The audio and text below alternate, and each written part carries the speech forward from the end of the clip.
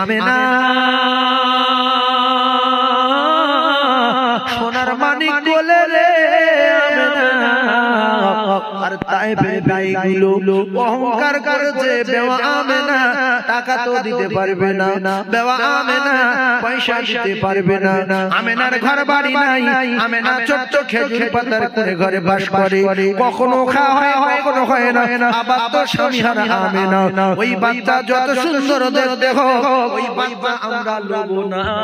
অহংকার করো তো কি বিপদে পড়েছো ও কলিজার টুকরারা, একটুখানি খেয়াল করো। কিতাবে লেখা আছে 3 ঘন্টা রাস্তা ফেরা হালিমাতু সাদিয়া স্বামীকে নিয়ে আসতেছিলেন। এরা বলতে হালিমা ফিরে যাও ফিরে যাও, মক্কায় আর বাচ্চা নাই, আর বাচ্চার জন্য যাওয়ার দরকার নাই, মক্কায় আর বাচ্চা নাই রে হালিমা, তোর বুড়ো উট নিয়ে তুই যাবি না। শোনা যুবকেরা হযরত হালিমা সাদিয়া বললেন স্বামীর নাম হারেস, লিখে রেখে দেন। হালিমা সাদিয়া কে বললেন স্বামী গো একটু চলে যাই, এসে গেছি কাছাকাছি, বাচ্চা তো সব নিয়ে চলে এসেছি। আর আবু বাইরের ঢাড়ি একটা ছোট কুড়ে ঘরে ওই বেওয়া আমেনার একটা বাচ্চা আছে নাকি, বাচ্চা হয়েছে নাকি, ওই বাচ্চাটা দেখবো আবার তাইফে রওনা দেব। কিতাবে লেখা হালিমা সাদিয়া শেষের বেলায় এসে যে বাচ্চাটা গরম দেখে আল্লাহর নবী দুনিয়ার বাদশাকে নিলেন। হালিমা সাদিয়া টাচ করার সঙ্গে সঙ্গে হালিমা পরিবর্তন হয়ে গেল। কিতাবে লেখা আছে আল্লাহর নবী দো জাহানের বাদশাকে নিয়ে উটের গায়ে টাচ করার সঙ্গে সঙ্গে উট পরিবর্তন হয়ে গেছে, জন হয়ে গেছে উট। ছটফট করে যাব তাইফে সবার আগে, আমার পিঠে দো জাহানের বাদশা, ওদের পিছনে আমি থাকতে পারবো না, আমি উঠ সবার আগে যাব, আমার পিঠে দো জাহানের বাদশা তাজদারে মদিনা। জোরে বলুন, আরো জোরে বলুন সুবহানাল্লাহ। এখন উঠ কি সবার আগে যাবে না পিছিয়ে পিছিয়ে থাকবে? সব সাহারি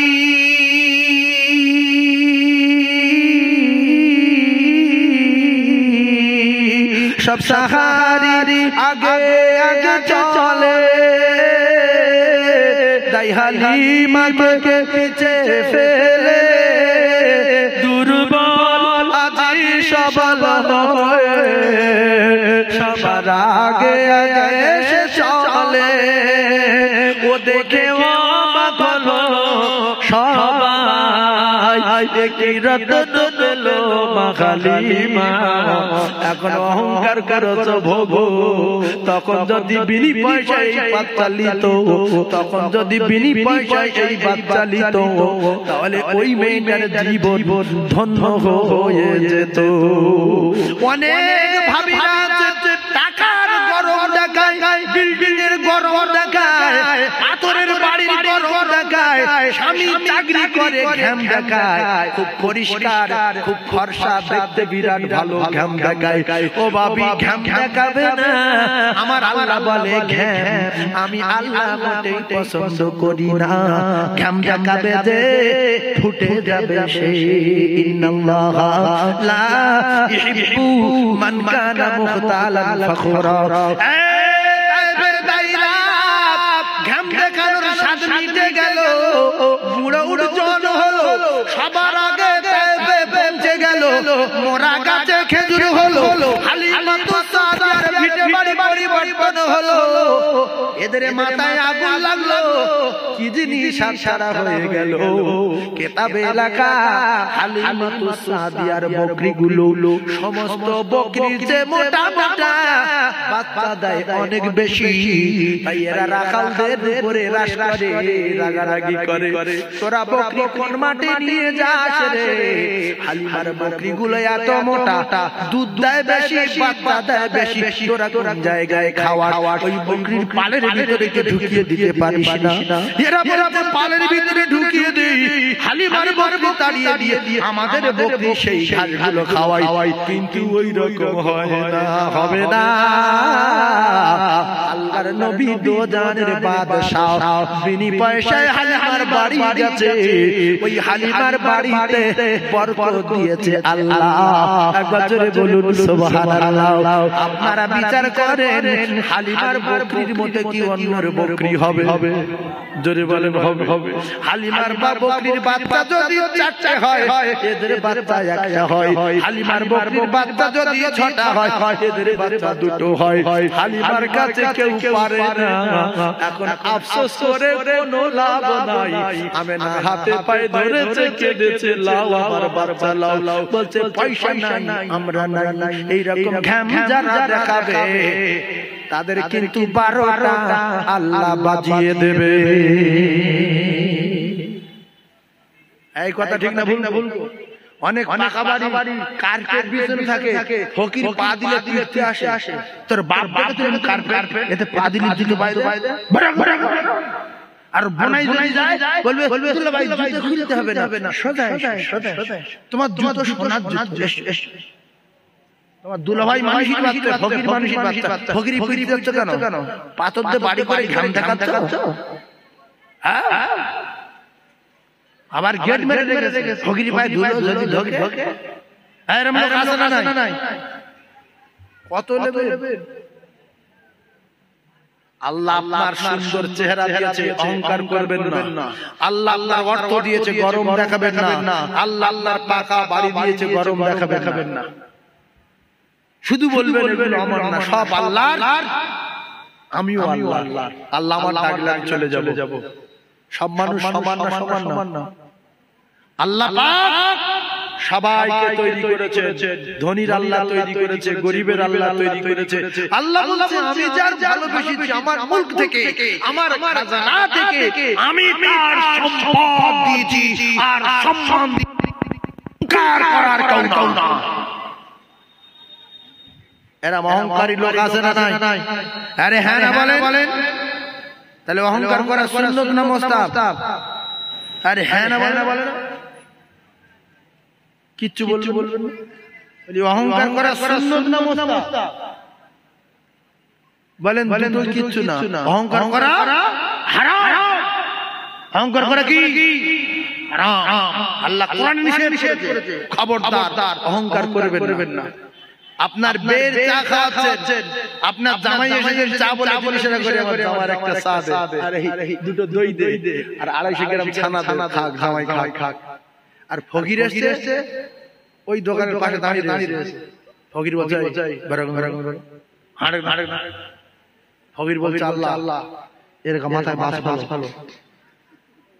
ব্যাস আল্লাহ রাসূল বলল গ্যারান্টি ধ্বংস হবে, ওই বুড়ো ধ্বংস হয়ে যাবে, ওই শ্বশুর শেষ হয়ে যাবে। আল্লাহর রাসূলুল্লাহর হাদিস মিথ্যা না। রাসূল বললেন যদি পাগলার ভিতরে লেগে যাও তাহলে তোমার অকাল মৃত্যু হবে, খবর খারাপ হয়ে যাবে। এ হলো দাওয়াত মাজলুম, জীবনে এর কাঁদাবে না। জামাত যদিও চা না দাও, জামাই এমনি করে গুজ করতে চলে যাবে। আমার শ্বশুর বড় বকি, আমার শ্বশুর আমার একটা চা দেয়নি, আমার শ্বশুর সংসার ধ্বংস হয়ে যাবে। আল্লাহর কসম দোয়া কবুল হবে কি না হবে কোরআনে বলা নাই, হাদিসে বলা নাই। কিন্তু একটা পাগলা একটা ভিখারি যদি ওইভাবে অপমান করে তাড়িয়ে দাও, দোকান থেকে বার করে দাও, আল্লাহর রাসূল বলেছে দাওয়াত মাজলুম, ওই মাজলুম যা বলবে তাই হবে। দোকান বন্ধ হয়ে যাবে তো বন্ধ হয়ে যাবে, ব্যবসা নষ্ট হয়ে যাবে তো নষ্ট হয়ে যাবে।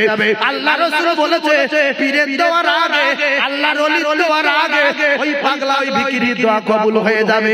তাই কেউ যদি অকাল মৃত্যু চায়, ব্যবসা বাণিজ্য শেষ করতে চায়, সে যেন ফকিরের পিছনে লেগে যায়। অনেক দোকানদার আছে ফকিরের লাঠি দেখায়, গরম পানি না গায়ে ঢেলে দেয়, আছে না নাই? জোরে বলেন আছে না? বলছে এখন বউনি হয়নি বিড়ি চাচ্ছিস? তুমি তো দুতলা তোমার গিন্নি নিয়ে একেবারে এসি রুমে আবার তাতে মশারি খাটিয়ে আরামসে সারা রাত কাটিয়েছো। সকালবেলা উঠে শুকনো ছানা, কাঁচা ছানা, মাখা ছানা, পাকা ছানা সব খাইয়ে খাদ্য নাস্তা করে পালসার গাড়ি নিয়ে গুট গুট গুট গুট গুট গুট গুট করে দোকানে ঝাঁপ দিলেছো। আর তোমার দোকানের ড্রেনের পাশে তোমার মতো একটা মানুষ সারা রাত পড়েছিল, মশায় কামড়ে তার শেষ করে দিয়েছে। সমস্ত জায়গায় মনে হচ্ছে যেন কি একটা মানে পক্স মতো হয়েছে। পাগল বলছে বাবু দুপুরে খাই রাতে খাই, মশারি নাই, পানি নাই, কাঁথা নাই, কম্বল নাই, তার তুমি লাঠি দেখাচ্ছ। হিন্দু হোক, খ্রিস্টান হোক, বৌদ্ধ হোক, মেথর হোক আর মুসলমান হোক, একজন মানুষ ও শুধু বলবে আল্লাহ মালিক ভগবান এর শেষ করে দাও। সে হিন্দি ভাষী হোক, উর্দু ভাষী হোক, ইংলিশ ভাষী হোক, বাংলা ভাষী হোক, যা বলবে আল্লাহ কসম রাসূল বলছে সাত আসমান ভেদ করবে, আল্লাহ পাকের আরশে আজিমে যাবে, মাঝখানে কোথাও কোনো পর্দা আটকানো যাবে না। ফকির থেকে সাবধান, ফকির থেকে সাবধান। দাওয়াত মাসলুম কথা মাথায় রাখবেন দোকানদার ভাইরা। আর যদি বলেন আমি দোকান খুব বড় করতে চাই, আর 4-5খানা দোকান করতে চাই, আর ব্যবসায় কোটি কোটি টাকা লাভ করতে চাই, তাহলে ফকির ডেকে খাওয়াবেন। নিজের বাড়িতে ভাত আসবে, ওই ভাত ফকিরের দেবেন। ও ফকির খেয়ে চলে যাবে আর বলে মালিকের ভালো খুব ভালো কাকা, খুব ভালো এই দোয়া খুব ভালো এই দোয়া ওর পানি না লাগবে না, ও তো বেগুনা, ও তো জান্নাতি। পাগলদের হিসাব নাই। সেই পাগল ধরে পেটে বাড়ির দরজায় বসিয়ে রাখে, হাত দেয় না, উপর থেকে ইট চলে মারে, আদলা খানে উপরে রেখে দিয়ে আদগুলো নিচে পাগলা ফকির বিড়া করে উপরে ছেলে মারে।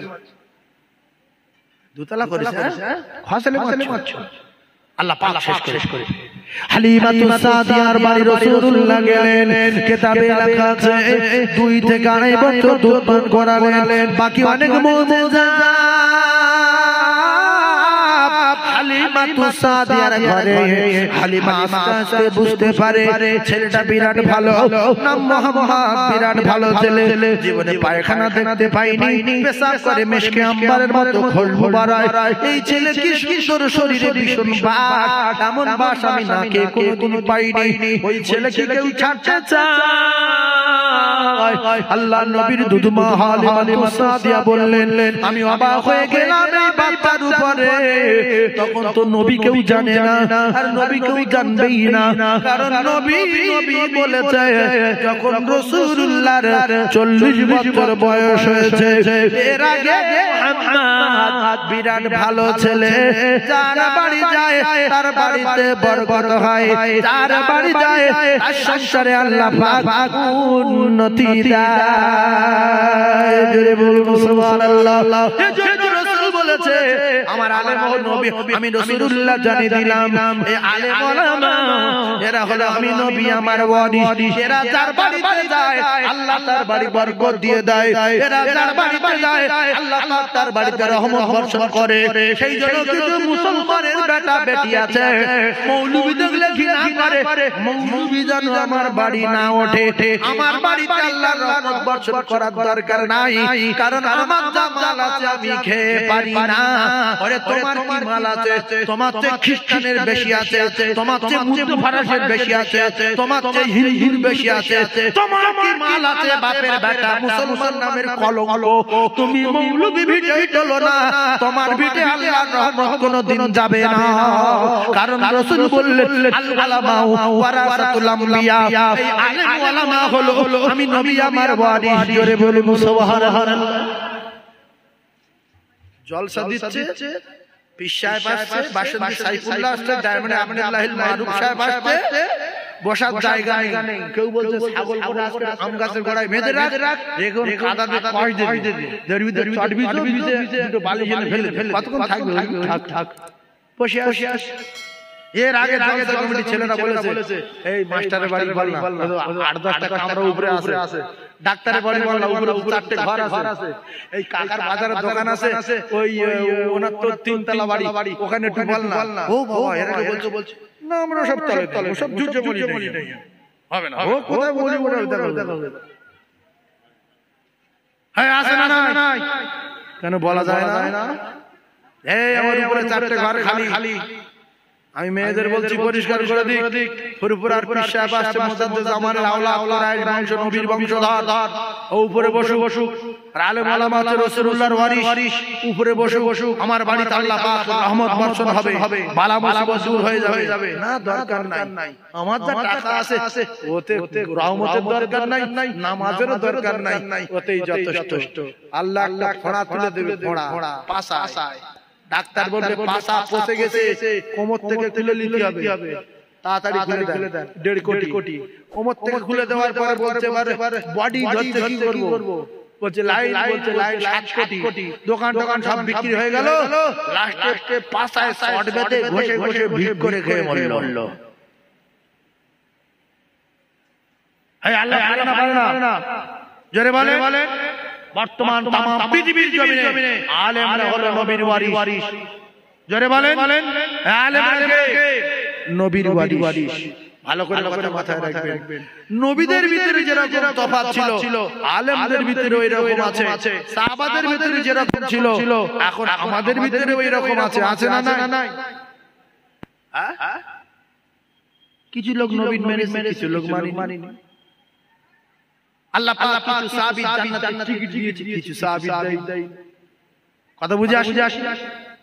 নবীর ছেলে নবীর মানেনি, আবার কয়েকটা ছেলে মেনে নিয়েছে। তাই বর্তমান সমাজে কিছু মুসলমান আলেমদের ভালোবাসে, কিছু মুসলমান ভালোবাসে না। কিছু মুসলমান কোরআনকে ভালোবাসে আর কিছু মুসলমান কোরআনকে ঘৃণা করে। আমি কোরআন বিরোধী, তাই আজ পর্যন্ত আমার বাড়ি কোরআন তেলাওয়াত করি না, আর আমার 4টে ছেলে মেয়েরা একটাও কোরআন শিক্ষা দেয়নি, সব ইংলিশ পড়াই। কারণ ইংলিশ পড়ালে জীবন তৈরি হবে, কোরআন পড়ালে জীবন বেকার হয়ে যাবে। তাই তোমার 90 বছর বয়স দোয়া কুনুত জানো না, কলম নির্লজ্জ। টাকা লক্ষ টাকা হয়েছে, হাসপাতালে গিয়ে চোরের মতো বসে আসো, আর নেলো ইন্দোনেশিয়ার বেটে, আর তোমার হাবশি দেশের কালো, আর ইরানির লম্বা লোক, আর তুরস্কর বেটে লোক, তামাম পৃথিবীর জমিনে ইরানি, আফগানিস্তানি, তামাম পৃথিবীর মানুষ এক জায়গায় বসে আল্লাহর কাবার দেয়ালে, আল্লাহর কাবার সামনে, আল্লাহর নবী রওজা মদিনাতুল মুনাওয়ারা মসজিদে নববী থেকে শুরু করে তামাম মসজিদে নববীর ভিতরে সমস্ত জায়গায় কোরআন শরীফ। আর হাজী সাহেবরা আসরের নামাজ পড়ে, ফজরের নামাজ পড়ে কি করবে, কোথায় যাবে, কোনো কাজ নাই। তাই ওরা সব একটা করে কোরআন শরীফ নিয়ে নবীর রওজার ধারে কোরআন শরীফ পড়ে। আর অন্য দেশের মানুষ ভাবে যে এই কোরআন শরীফ পড়ে নিয়ে কোন জাত কি, তো ভাষায় তো কথা বলতে পারে না, তাই ইশারা করে বলে হাজী বললো সারা দেবে, আমার হাজী বলেছে, হাজী শব্দটা বুঝতে পারছে, হাজী আর তো কোনো শব্দ বুঝতে পারবে না। তো বলছে মানে কি সামনে কোরআন শরীফ রয়েছে, কোরআন শরীফটা পড়ো, সবাই পড়ছে, তুমি পড়ো। আমি কোরআন বিরোধী, আমি কোরআন শরীফ পড়তে পারি। নবী রওজায় গিয়ে এক কথা কোরআন শরীফ পড়তে পারলে না, 3তলা বাড়ি, 7টা দোকান, হজ ফরজ হলো, হজ করতে গেলে এক কথা কোরআন শরীফ নবী রওজায় পড়তে পারলে না, এতে লজ্জা লাগে না? আয় জোরে বলে। তাহলে সেই কোরআন শরীফকে তুমি ঘৃণা করেছো, তুমি দোয়া কুনুত সহি পড়তে পারো না, সূরা ফাতিহা সহি পড়তে পারো না, সূরা ইখলাস সহি পড়তে পারো না, দরুদ শরীফ সহি পড়তে পারো না। এই আমল, এই ইবাদতে আল্লাহ জান্নাতে যাওয়া যাবে না। ইংলিশ মিডিয়ামে পড়াচ্ছে, হিন্দি পড়াচ্ছে, 7 ঘন্টা অঙ্ক করাচ্ছে। তোমার বাবা 14 পুরুষের জ্ঞান, আল্লাহ রাসূল বললেন পৃথিবীর যত ভাষা আছে সব শেখাও, পৃথিবীর যত শিক্ষা আছে সব শেখাও। আর আমি রাসূলুল্লাহ জানিয়ে দিলাম খায়রুকুম মান তাআল্লামাল কুরআন ওয়া আল্লামাহু। আল্লাহ পাকের কোরআন 24 ঘন্টার ভিতরে 1 মিনিট শেখাও। বলুন আমার রাসূলুল্লাহ দোষ কোথায়? এই নবী দোষ আছে? কমিউনিট শেখাতে বলেছে 24 ঘন্টা 1 মিনিট, আর বাকি যত মিনিট আছে অন্য অন্য শিক্ষা শেখাও। কিছু লোক আছে বিয়াদব, জ্ঞান কম বলে, তাহলে আমরা তাহলে নবী বলেছে 24 ঘন্টার ভিতরে 1 মিনিট। আজকের যদি ধনী জ্ঞানী শিক্ষিত ব্যক্তিগুলো master, doctor, professor, engineer, officer, জমিদার, প্রধান সাহেব, এমএলএ সাহেব, এমপি সাহেব, এদের কলিজার সন্তানগুলো যদি মাদ্রাসায় দিত আর মাদ্রাসার দিকে লক্ষ্য রাখতো, এদের সন্তান আলেম হতো, হাফেজ হতো, আলেমের দ্বীন হতো, মুফতি হতো, তাহলে গরিব কাঙাল এতিমানা বিন্দুগুলো সবাই দিত। দেখবেন 1000-এর ভিতরে 999টা মুসলমান যাদের টাকা আছে, জ্ঞান আছে, শিক্ষা আছে, যোগ্যতা আছে, ধনী, লক্ষ লক্ষ টাকার মালিক, এরা কিন্তু মাদ্রাসার ছেলে মেয়ে দেয় না। এদের জ্ঞান আলাদা, এরা তো কাজ করা লোক না। কিন্তু এই ছেলেরা মৌলবি যত ঘৃণা করবে তত আল্লাহর তরফ থেকে গজব নাযিল হবে। আর যখন কঠিন বিপদে পড়বে তখন সোজা এসে মৌলবীর কাছে হাজির লিখে রেখে দেয়। বাপ মরে গেছে মৌলবীর ডাক, কবরে সবে মৌলবীর ডাক, জানাজা পড়বে মৌলবীর ডাক, শুক্রবার নামাজ পড়তে গিয়ে দেখে মৌলবী। এই শুক্রবার নামাজ পড়তে গিয়ে কি দেখছে?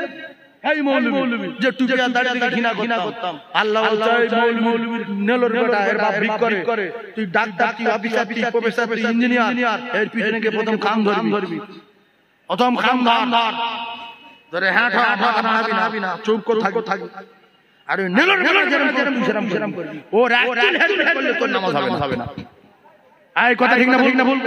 যারা বলে ঠিক না ভুল, এজন্য রাসূল বলেছে আল উলামা ওয়ারাসাতুল আমবিয়া। এই আলেম ওলামা হলো আমি রাসূলুল্লাহ, আমার ওয়ারিস। জোরে বলুন সুবহানাল্লাহ।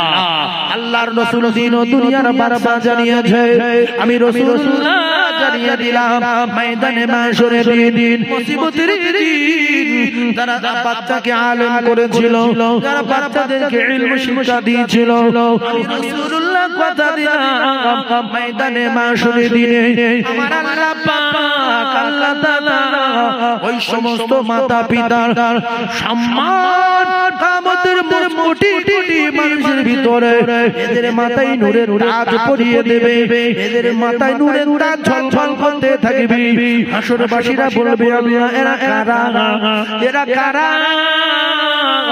এরা নবীরা, রাসূলুল্লাহ, পয়গম্বর, সাহাবীরা, সই ফেরে কারা এরা? আল্লাহ বলবেন ও আমার বান্দা বান্দীরা, আমার রাসূল বারবার করে বলেছিল, আমার রাসূলুল্লাহ জানিয়ে দিয়েছিল, আমি আপাক জানিয়ে দিয়েছিলাম ইলম শিক্ষা করা ফরজ, ইলম শিক্ষা করা ফরজ। তোমাদের তো জ্ঞান বিরাট বেশি, তাই আমি আল্লাহ আমার কথা মানুনি আর আমার দোস্তের কথা শুনুনি। অন্য শিক্ষা শিখিয়েছো 12টা বাজানো হবে, আর এরা যারা কোরআন শরীফ শিখেছিল, হাদিস শরীফ শিখিয়েছিল, দিনকে দুনিয়ায় প্রচার করার জন্য আমি আল্লাহ পাক আল্লাহ তাআলা খুশি হয়ে ওই আলেমের মা বাপের মাথায় আমি আল্লাহ নূরের তাজ পরিয়ে দিলাম। আর যারা কোরআনের হাফেজ বানিয়েছিল, আল্লাহ রাসূল জানিয়ে দিলেন, আমি রাসূলুল্লাহ জানিয়ে দিলাম, যারা কোরআনের হাফেজ তৈরি করেছে সন্তানের, ও কলিজার টুকরারা, ওই একটা হাফেজ সাহেবকে আল্লাহ পাক অর্ডার দেবেন, পাওয়ার দেবেন, কিয়ামতের ময়দানে কেউ সুপারিশ করতে পারবে না, কেউ করতে পারবে না। আল্লাহ পাক যার অর্ডার দেবে সেই করবে। আল্লাহ পাক হাফেজে কোরআনকে অর্ডার দেবেন, ও হাফেজে কোরআন, তুমি তোমার বংশের নিকটতম আত্মীয়দের ভিতরে 10 জন জাহান্নামীকে বাছাই করে নিয়ে আমি আল্লাহ পাক আল্লাহ তাআলা আমার দয়ার জান্নাতে যাওয়ার অর্ডার দিয়ে দিলাম। এই অফারগুলো ভালো লাগে না? এই অফারগুলো ভালো লাগে না? যে আমার কলিজার টুকরা সন্তান যদি হাফেজ হয় আল্লাহ পাক আমার জান্নাতুল ফিরদাউস দেবেন, আমার বংশের 10 জনকে আল্লাহ জান্নাতে দেবেন। এই জান্নাত আছে বিশ্বাস করি তো নাকি বলেন? জান্নাত আছে না নাই? তাহলে কলিজার টুকরা বাচ্চাদের মাদ্রাসা দেওয়া হয় না কেন? নিজের গিন্নির সঙ্গে করে নিয়ে বাচ্চা ইংলিশ মিডিয়ামে পাঠাচ্ছ, জীবন তৈরি করছো। আর রাসূল বলছে 24 ঘন্টার ভিতরে একটা মিনিট সেজন্য আল্লাহ পাক আপনাদের দোয়ায় আমার একটা মাদ্রাসা তৈরি করবার তৌফিক দিয়েছেন। আল্লাহ পাক করিয়ে নিচ্ছেন আমার দ্বারাই। প্লাস চলছে, মাদ্রাসা রানিং কাজ চলছে। দোয়া করবেন আজকের এই সমস্ত বাচ্চাদেরকে যদি ছোটবেলায় শিক্ষা না দেওয়া হয়, রাসূলুল্লাহ হাবিবুল্লাহ নীতি আদর্শ যদি শেখানো না হয়, আপনাদের মতো বড় হয়ে শত চেষ্টা করলে সল্লে থেকে সল্লি আসবে না।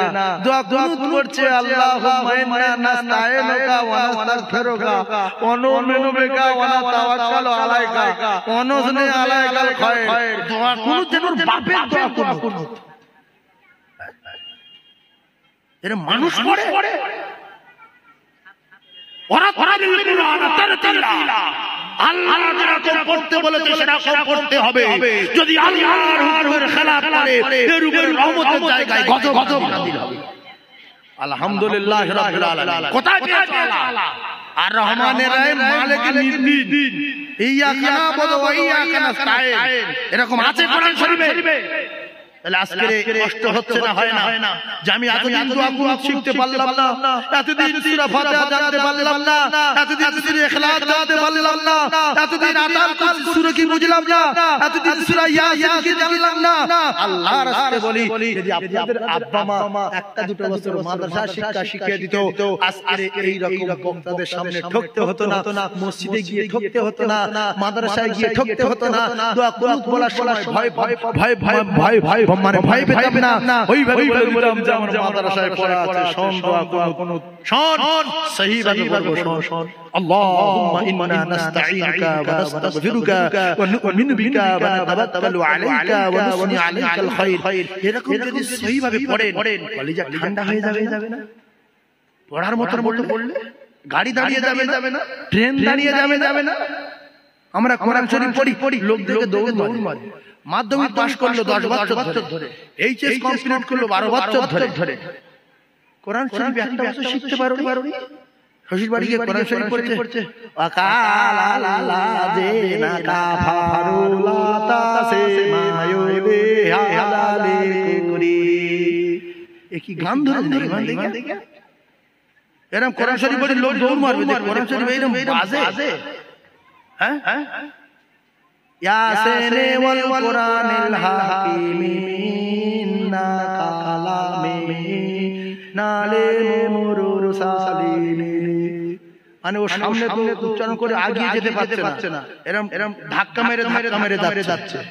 দিন তিনিক পড়েছিল, যার কারণে পড়েছিল সব ওইরকম ভাব তার পড়া। কথা বুঝছেন? এই রকম কোরআন শরীফ পড়লে মানুষ দাঁড়াবে। হ্যাঁ কোরআন শরীফ কত সুন্দর। আল্লাহু আকবার। বিসমিল্লাহির রহমানির রহিম। ইয়াসিন ওয়াল কুরআনিল হাকীম ইন্নাকা লামিনাল মুরসালিন আলা সিরাতিন মুস্তাকিম তানজিলাল আজিজির রহিম লিতুনযির কওমান মা উনযির আবাউহুম ফাহুম গাফিলুন। কি সুন্দর লাগছে। এটাকে নষ্ট করছে। ইয়াসিন ওয়ালি কুরআনিল হাকিম ইন্নাকা লামিনাল মুরসালিন। আর শ্বশুর আর শাশুড়ি আর স্বামী বলছে আমার গিন্নি ডেলি পড়ে কচু পড়ে।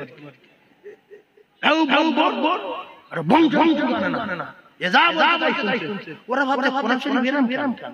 এই ওবার মাওলানা বলল জেরাম না তো আওয়াজ আমাদের কোরআন শরীফ না হয়।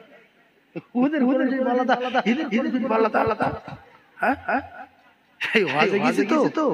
আর ওই ডাক্তার হারিসে আমার সঙ্গে বলছে হুজুর আরবে কথা বলতে পারি। আজ কি কথা বলবে তুমি?